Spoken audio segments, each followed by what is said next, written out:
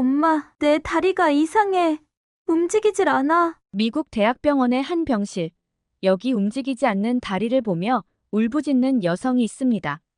그녀의 아버지는 눈물을 흘리며 딸을 끌어안고 진정시키고 있는데요. 이 가족에게는 어떤 사연이 있는 걸까요? 안녕하세요. 세계인들의 한국에 대한 감동적인 이야기를 전해드리는 감동뭉클입니다. 저희 채널은 해외 커뮤니티 레딧과 신청자의 실제 사연을 제보받아 실화를 바탕으로 영상을 제작하고 있습니다. 구독과 좋아요, 알림 설정은 영상 제작에 큰 힘이 됩니다. 오늘의 사연, 지금 시작합니다. 안녕하세요. 저는 미국 캘리포니아 에서튼에 살고 있는 켈리라고 합니다. 3년 전 저는 7년을 만난 남자친구가 있었습니다. 우리는 미래를 약속했고 그해 겨울 결혼하기로 했죠. 하지만 어느 날 남자친구에게 이별 통보를 받았어요. 저는 그를 붙잡지 않았어요. 사실 붙잡을 수가 없었습니다. 그럴 자격이 없다고 생각했거든요. 그와 헤어진 후 다시는 그 누구에게도 마음을 주지 않기로 다짐했습니다. 지훈 씨를 만나기 전까지는요. 저는 지금은 달콤한 신혼생활을 하고 있어요. 누군가의 따뜻한 말 한마디가 한 사람의 인생을 바꿔놓을 수 있다는 것을 지훈 씨를 통해 알게 되었어요. 제 이야기를 여러분들과 나누고 싶어 이렇게 사연을 신청하게 되었습니다. 저는 어릴 때부터 글쓰기를 좋아하던 문학 소녀였죠. 부모님은 두 분 다 사업을 하셨고 그 덕에 저는 부유한 환경에서 자랐습니다. 하지만 얻는 게 있으면 잃는 게 있듯이 부모님은 항상 출장과 회사 일로 바쁘셨고 저는 항상 혼자였어요. 물질적으로는 풍족했지만 제 마음 한구석엔 늘 공허함이 가득했죠. 그 공허함을 채워주는 최고의 친구는 바로 책이었어요. 비싼 장난감이나 화려한 옷보다 종이 한 장과 펜이 주는 즐거움이 더 컸으니까요. 대학에서 문학을 공부하면서 언젠가는 책 한 권을 내고 싶다는 꿈을 키웠고 그렇게 노력한 결과 졸업 후엔 프리랜서 작가로서의 삶을 시작했어요. 보조작가 일을 하면서 경험도 쌓고 칼럼도 쓰면서 그렇게 행복한 나날을 보내고 있었습니다. 성공적인 커리어를 쌓아가던 중 예상치 못한 사고가 제 인생을 송두리째 바꿔놓았어요. 그날은 좀 특별한 날이었어요. 항상 부모님께서 운전을 해서 데려다 주셨는데 그때는 두 분 다 중요한 스케줄이 있다고 하셨어요. 그래서 저는 혼자 운전해서 출판사 미팅에 가기로 했습니다. 부모님께 인사를 하고 차에 올랐죠. 운전은 가끔 해보긴 했지만 혼자서 긴 거리를 운전하는 건 사실 좀 떨렸어요. 그래도 며칠 전에 운전 연습도 했고 작은 접촉사고도 낸 적 없었으니 자신감을 가지고 출발했습니다. 조금 가다 보니 먹구름이 끼면서 날씨가 조금 흐려지기 시작했어요. 어두운 하늘을 보며 너무 걱정하지 말자고 혼잣말을 했죠. 하지만 출발한 지 얼마 안 되어서 비가 조금씩 내리기 시작했어요. 어머, 비가 오네. 처음엔 괜찮을 거라 생각했는데 점점 빗방울이 커지면서 슬슬 긴장이 되기 시작했습니다. 비 오는 날 운전은 정말 어려웠거든요. 비는 갈수록 세차게 내리기 시작했고 도로는 점점 미끄러워졌어요. 저는 천천히 속도를 줄였죠. 그런데 갑자기 맞은편 차선에서 차 한 대가 미끄러지면서 제 차로로 튀어나왔어요. 저는 순간적으로 핸들을 꺾었지만 피할 수가 없었습니다. 큰 충돌 소리와 함께 세상이 멈춘 것만 같았어요. 의식이 몽롱해지면서 사람들의 목소리가 멀리서 들려왔어요. 빨리 구급차를 불러요. 그 말이 마지막으로 기억나네요. 제가 눈을 떴을 때는 병원이었어요. 사고 후 저는 응급수술을 받았고 거의 하루 만에 깨어났다고 했습니다. 사고가 난 후 병원에서의 기억은 아직도 생생해요. 부모님께서는 의사 선생님과 진지하게 말씀을 나누고 계셨어요. 제가 몸을 일으키려고 했을 때 저는 뭔가 이상함을 느꼈어요. 아무리 움직이려 해도 다리가 움직이질 않았어요. 엄마, 내 다리가 이상해. 움직이질 않아. 제 목소리를 듣고 의사 선생님과 부모님께서는 병실로 들어오셨어요. 부모님께서는 저를 바라보며 하염없이 눈물을 흘리셨습니다. 의사 선생님께서는 제게 다가오시더니 조심스레 말했습니다. 환자분, 안타깝지만 다리를 더 이상 움직일 수 없을 거예요. 그 순간 세상이 무너지는 것만 같았습니다. 제가 아무리 부유한 집안에서 자랐다 해도 이런 상황은 돈으로 해결될 수 없는 문제였죠. 저는 말도 안 된다며 소리치며 울었고 아빠는 그런 저를 꼭 안아주시며 진정시키려 하셨습니다. 그렇게 며칠 동안은 모든 것을 부정하고 소리치고 정신 나간 사람처럼 굴었어요. 진정주사를 맞아야 할 정도였으니까요. 하지만 제 상황을 인정할 수밖에 없다는 것을 깨달았고 저는 그냥 받아들이기로 했죠. 그날 이후로 치료에도 협조하고 예전처럼 소란은 피우지 않았어요. 그렇게 며칠이 지나고 어느 정도 안정이 됐을 무렵 남자친구가 찾아왔어요. 휴대폰으로 계속 연락이 왔었지만 저는 계속 외면하고 있었거든요. 남자친구는 대학교 때 만나서 7년 동안 만난 사이였고 다음해 봄엔 결혼식도 올리기로 프로포즈를 받은 상황이었어요.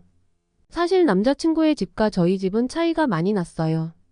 아빠는 남자친구가 저희 집안 배경을 보고 접근한 것 아니냐면서 교제를 결사 반대하셨죠.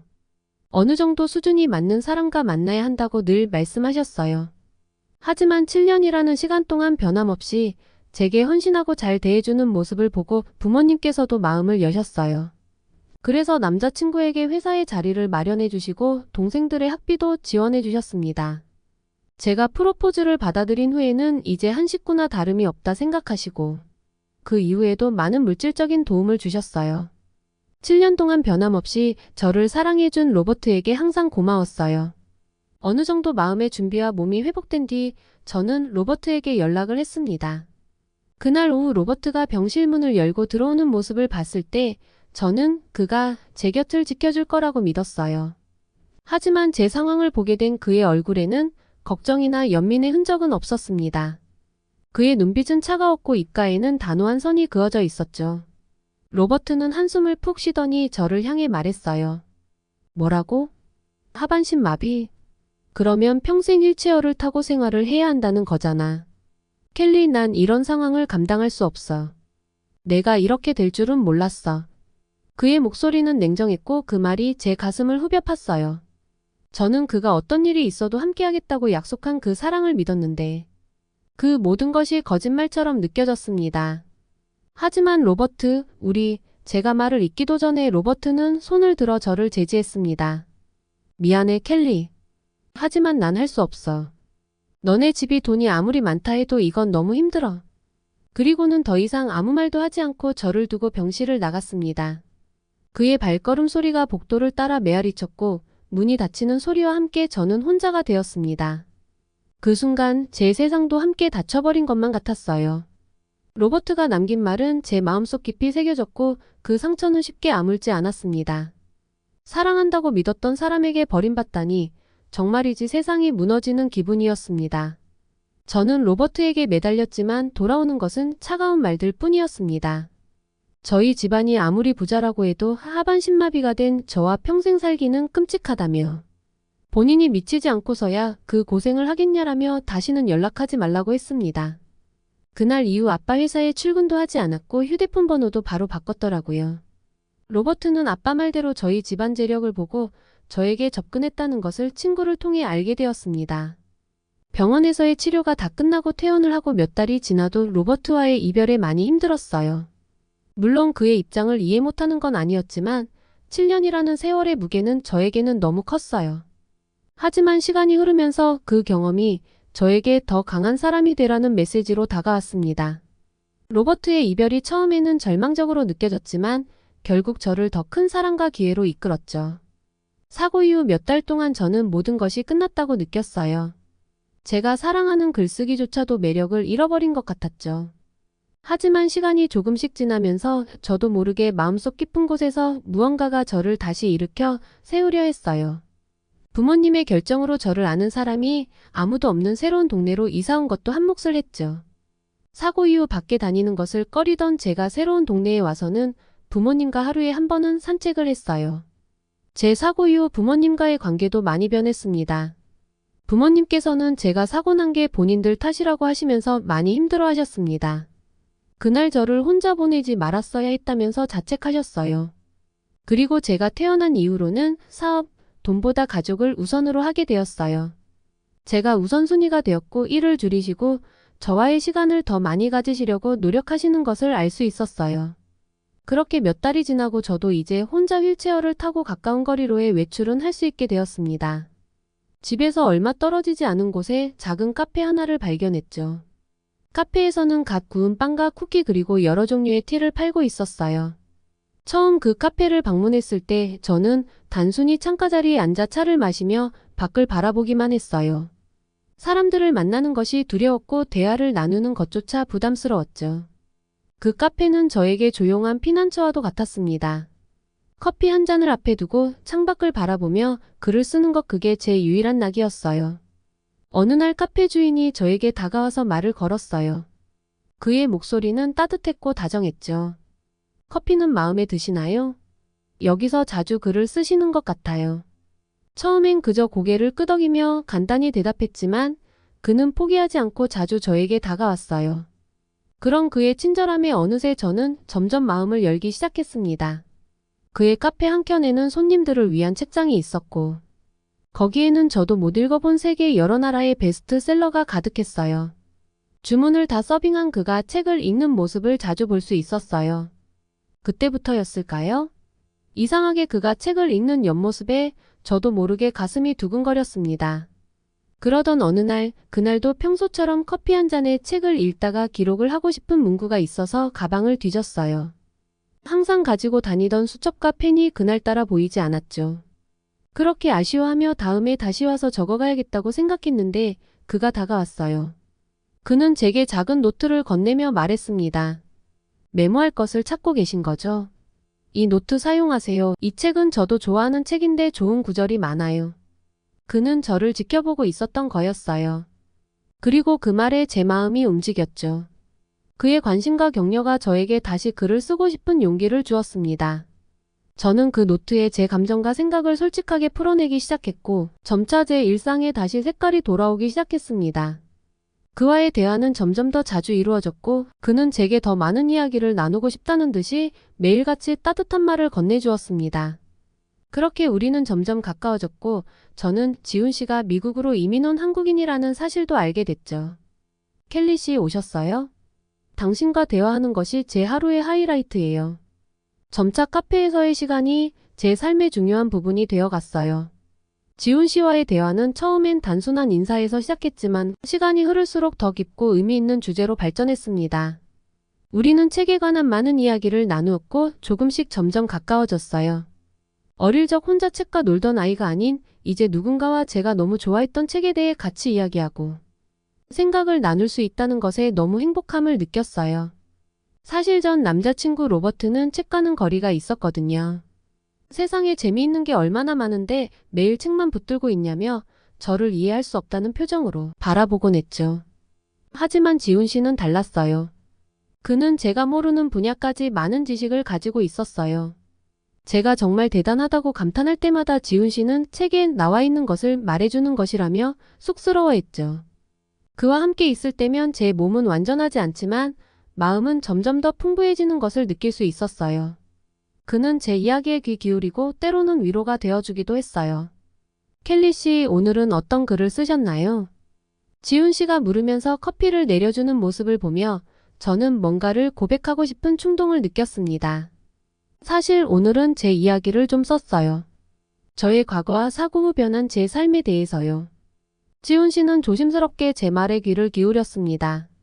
그의 눈빛은 진심으로 제 이야기에 공감하고 있었어요. 그리고 그는 무언가를 말하려다가 잠시 망설이는 듯 보였습니다. 켈리 씨, 저도 사실은 어려운 시간을 겪었어요. 그래서 어쩌면 당신의 이야기가 더 와닿는 것 같아요. 그는 어린 시절 사고로 부모님이 돌아가신 뒤 동생과 친척 집에서 크면서 많은 어려움이 있었다고 했습니다. 성적이 우수했음에도 불구하고 대학교를 진학하지 않고 동생을 돌보기 위해 바로 취업을 했다고 하더라고요. 제빵 기술과 바리스타 자격증을 따서 여기저기 아르바이트를 하며 돈을 벌었다고 했죠. 어린 시절부터 부유하게 살았던 저는 그의 이야기를 듣고 있으니 마치 다른 세상 이야기 같았어요. 그날 이후로 우리의 대화는 더 자주 더 깊이 이루어졌습니다. 지훈 씨의 과거 이야기를 들으며 서로의 경험을 공유하면서 서로에 대한 이해와 신뢰가 깊어졌죠. 점차 저는 지훈 씨를 단순한 카페 주인이 아닌 중요한 친구로 여기게 되었어요. 지훈 씨의 친절과 배려는 저뿐만 아니라 카페를 찾는 다른 손님들에게도 느껴졌습니다. 그는 모두에게 따뜻한 말 한마디와 미소를 건네며 카페를 특별한 장소로 만들어 갔어요. 그러면서 카페는 모두가 편안하게 이야기할 수 있는 공간으로 만들고 싶었다며 저도 그렇게 느꼈으면 좋겠다고 말하더라고요. 그러던 어느 날 지훈 씨가 제게 뜻밖의 제안을 했어요. 켈리 씨, 혹시 같이 저녁 먹으러 가지 않을래요? 이 동네에 새로 생긴 식당이 있는데 함께 가보고 싶어요. 처음에는 놀랐지만 저는 곧 그 제안을 받아들였어요. 그리고 그 저녁 식사는 우리 관계를 한 단계 더 발전시키는 계기가 되었어요. 카페 밖에서의 첫 만남은 어색함보다는 설렘이 더 컸습니다.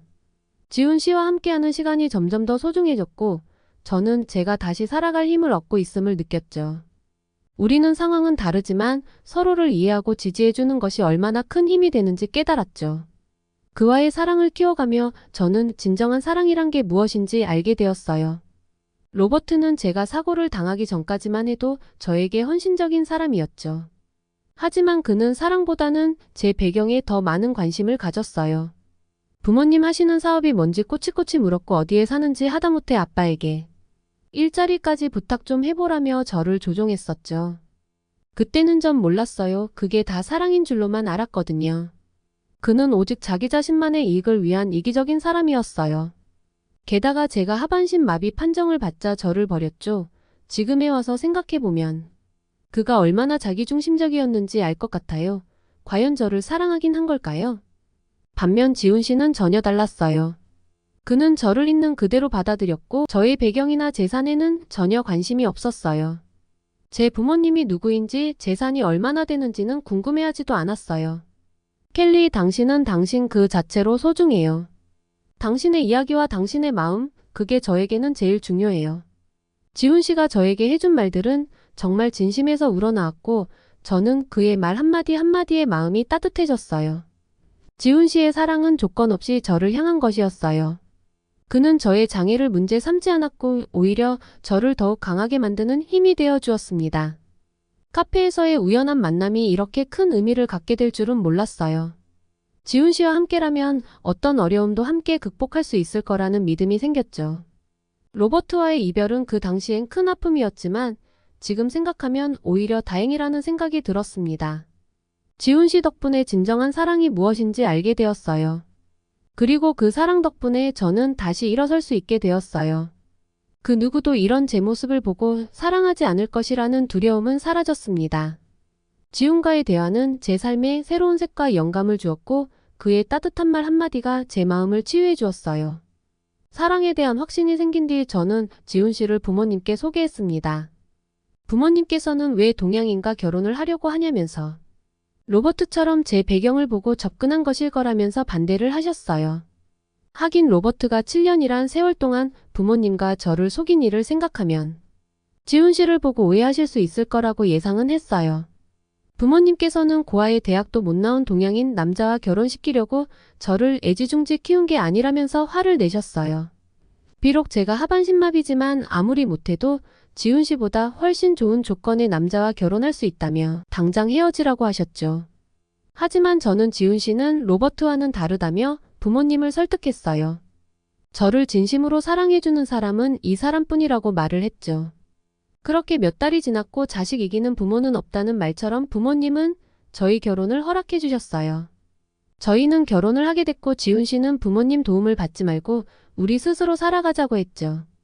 워낙 생활력이 강한 사람이라 저는 지훈 씨를 믿었어요. 그렇게 저희는 작은 집에서 신혼생활을 시작했어요. 부모님의 집과 비교할 수 없을 정도로 작고 낡았지만 지훈 씨와 함께라서 정말 행복했습니다. 그곳에서의 시간이 바로 행복 그 자체였죠. 저는 지훈 씨의 도움으로 다시 작가로서 일을 시작할 수 있었습니다. 상당한 원고료를 받고 조금씩 저축도 하기 시작했어요. 우리는 저축한 돈으로 점차 작은 집에서 더 큰 집으로 이사할 수 있었습니다. 부모님의 생신 때면 작지만 정성이 담긴 선물을 준비해드리며 일상에서 작은 행복을 느끼곤 했습니다. 처음에는 지훈 씨를 반대하셨던 부모님도 그의 진심과 변함없는 사랑을 보시고 마음을 열기 시작하셨어요. 그리고 요새는 하루가 멀다 하고 저희 집으로 오시고 계세요. 사실 지금 제 뱃속에는 예쁜 생명이 자라고 있거든요. 부모님께서는 손주는 생각도 안 하셨는데 이건 기적이라며 너무 좋아하시고 계세요. 그러면서 몸도 힘들고 걱정된다며 이제 부모님 집으로 들어와서 살라고 하시지만 제가 편안한 우리 집에서 지내고 싶어서 고집을 부리고 있어요. 10달을 잘 버텨서 무사히 건강하게 아이를 낳고 싶은 게 제 소원이에요. 무사히 아이를 낳고 다음에 다시 한번 소식 드릴게요. 제 이야기가 이 시간에도 힘들어하는 누군가에게 희망을 주었으면 좋겠어요. 오늘의 사연 어떠셨나요? 오늘 이야기가 좋으셨다면 구독과 좋아요 눌러주시고 주변의 많은 분들에게 공유해주세요. 사연자분에게 응원과 격려의 말씀들을 댓글로 남겨주세요. 감동 뭉클에서는 여러분의 마음들을 모아 사연자분들에게 전달해 드리고 있습니다. 감동적이거나 재미있는 실제 사연들을 제보받고 있으니 소개해주고 싶은 사연이 있으시면 위 메일로 제보해 주시기 바랍니다. 오늘도 여러분의 하루의 작은 즐거움이라도 되었기를 바라며 지금까지 감동 뭉클이었습니다.